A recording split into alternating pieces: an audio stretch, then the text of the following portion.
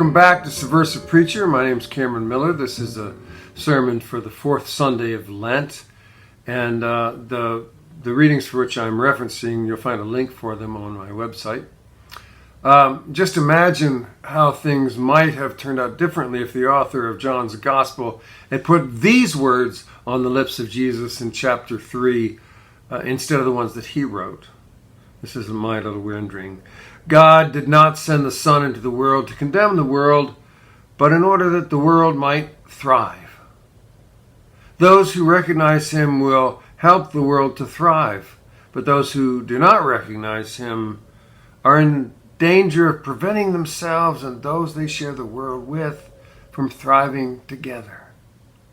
The light has come into the world to help all with vision to see and to know the ways of God's love. But even so, many still love the darkness instead of the light. And that's because the light exposes what people do or neglect to do. And so the question is whether we love the light or hate the exposure the light brings to our actions. Please love the light and recognize the wisdom of the Son has brought to us so that all may thrive together. Oh, how I wish John, or the author of John, could have been more of a lover than a hater. Now, I'm sure that the man, John, whoever he was, wherever he was from, had love for those he knew and for his community with whom he shared great life and joy. But it's all the others who he seemed to have hated that raises credibility issues, at least in my book. He hated Jews, for one thing, especially the Jews who did not embrace Jesus as the Messiah or the Son of God. He, John, may well have been Jewish himself. That's an argument that New Testament scholars make. But once the final abrasive split happened between the synagogue and the Jesus followers, John kind of seemed to have gone ballistic. But that's all water under the bridge. We can't get back, and we are left with a binary gospel that divides the world between those who see and embrace the light, as John refers to Christ, and those who hate the light and reject the Christ. It is an either-or world, an either-or proposition, an either-or future of salvation or condemnation, an either-or destination to live in the love of God or be rejected by God, who, as it turns out, according to John's Gospel, is also binary. Now, may the church masters and the keepers of orthodoxy forgive me if I do not preach that gospel. It is not, by the way, the only gospel in town. We will finish Lent and Easter seasons in which we have to endure this binary gospel of John and then get back to Mark, which is not exactly perfect, but less binary and better. While I'm up here on my soapbox, by the way, I might as well go all the way because it is a huge, huge issue for us in the world today. And by us, I mean Christians and any people of the book. Almost any ancient book. But of course, I mean the Bible. As I said a couple weeks ago, the Bible is a vessel that preserved wisdom, but the book itself is not the wisdom. The stories, the parables, the sayings, they're not the wisdom. They preserved the wisdom.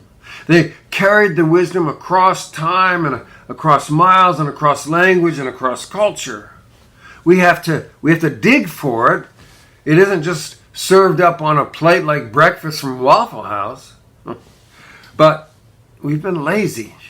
The church has been negligent and lazy and binary itself.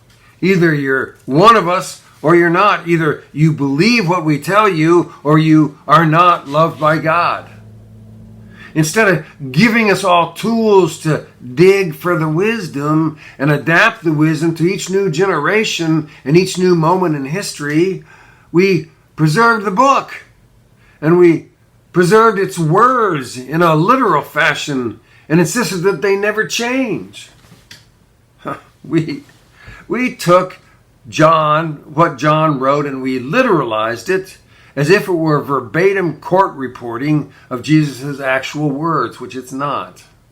We took what Matthew wrote about what Jesus did and ritualized it, as if it opened a tap on the keg of God's love. The church dressed Jesus in its own image, putting a priestly chasuble on him as he hung on the cross, associating Jesus and the church and all else as the darkness made certain that Christianity was a binary choice forever. Be baptized in love by God or be cast into the outer darkness. Now, what we have not done on a regular basis is taken the wisdom and plugged it into a current moment, into our language and culture and our moment in history, and shared it freely as if everybody is loved by God, whether or not they recognize the wisdom. To put it in today's gender terms, our spiritual wisdom and the love of God are fluid, or should be fluid, not binary. God so loved the world that God loved the world. Whether or not we recognize Jesus as the only Son of God, and whether or not we embrace Jesus as a wisdom teacher, and whether or not we believe Jesus is a figment of historical imagination, God still loves the world and those of us in it. God, the creator of all it is, demonstrates the principle of abundant love with a creation that's full of energy that cannot be destroyed, only transformed. And that's science as well as theology. We want scarcity because it's binary. Either we have it or we don't. Either we're rich or we're poor. Either we're powerful or we're vulnerable. Either we're accepted or we're rejected. We like our world that way because it's simple and clear, and we know who's good and we know who's bad and what's right and what's wrong. Yay, scarcity. But God created the cosmos, and God created all that is in it on a very different principle, one that is, well, more fluid. You see, abundance shows itself in different forms, in different situations, and it's really hard to define in static terms. I've been blessed at different times in my life with the privilege of having shared community with people who were poor by our standards of excessive commodities and creature comforts. And yet, they were incredibly wealthy in the richness of sharing resources and interdependence and participation and common commitment. We would look at them from the outside and call them third world, lacking in consumer goods and living on the edge, just poor. But in our culture, we have a lack of abundance when it comes to true community and the nurture of relationships across property lines and class. We have lots of stuff, lots and lots of stuff, but we lack cohesion and graciousness and kindness and therefore hope. The folks I knew lacked appliances and digital technology, but they exuded a sense of community, of joy, of reciprocity, and hopefulness. Like I said, abundance is fluid while scarcity is binary. I know, in fact, that biblical wisdom is fluid and it carries with it the love of God that is also fluid. If we dig for that wisdom and we pull it up and we place it in our context and appropriate it with our situation in life, we will see the abundance of the love of God in all of its fluidity. Now, take that liturgical reading we had, Mary Oliver's Sleeping in the Forest. It is the very picture of abundance. Here's just a bit of it. I thought the earth remembered me. She took me back so tenderly, arranging her dark skirts, her pockets full of lichens and seeds. I slept as never before, a stone over the riverbed, nothing between me and the white fire of the stars, but my thoughts, and they floated light as moths among the branches of the perfect trees all night. I heard the small kingdoms breathing around me, the insects and the birds who do their work in the darkness. You see, we may look at the forest at night and see darkness. We may see just a large screen of lightlessness. But there in the dark are the minions of abundance, the lichens and the seeds, the trees and the stars, the moths and the birds, the stones and the branches. John wants only light and dark, not all of life that is in the darkness that will not, but he doesn't want all the light that is in the darkness that will come to grow into the light, that are in fact citizens of the light, even when the light is not present. Mary Oliver, I think, paints a better picture of light within the darkness than does John, who wants to exclude anything that is not what he calls the light. And by saying that, I do not mean to imply that the Gospel of John is all wrong or holds no wisdom.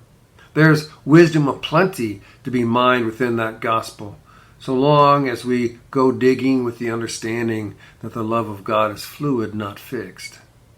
In fact, we can say the same about all the Gospels. We are used to thinking that there are 4 Gospels divided by the names that appear on the cover. And that's it. They're fixed. They have a beginning and they have an end. There's limited space between them and within them to hold wisdom, and limited wisdom fixed by prescription. But what if we were to think of one gospel?